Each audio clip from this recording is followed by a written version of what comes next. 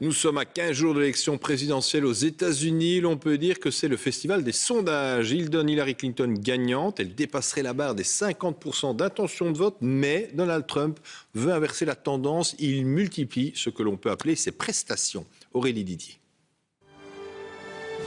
Arrivée triomphale et en musique pour Donald Trump en Floride. Le candidat affirme qu'il peut toujours remporter l'élection présidentielle le 8 novembre et ainsi devenir le prochain président des États-Unis d'Amérique. On vient de passer dans l'Ohio, la Pennsylvanie et la Caroline du Nord. Et je vous le dis, nous allons gagner ces États. L'enthousiasme est le même partout dans le pays. On n'a jamais vu cela. Mais les chiffres disent le contraire. Hillary Clinton dépasse même pour la première fois la barre des 50% selon un nouveau sondage.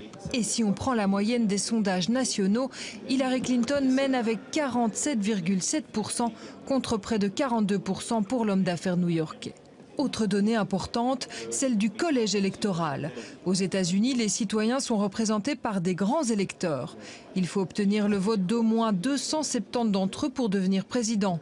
La candidate démocrate aurait les voix de 326 grands électeurs contre 212 pour Donald Trump, selon un sondage Reuters Ipsos.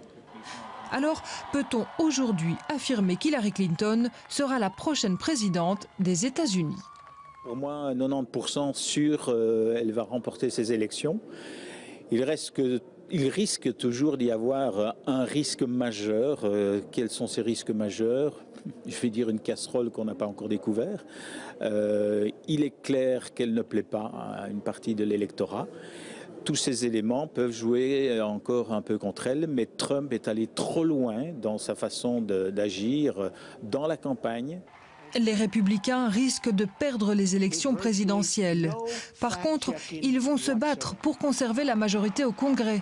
Cela leur permettrait de freiner les actions d'Hillary Clinton si c'est elle qui devient présidente.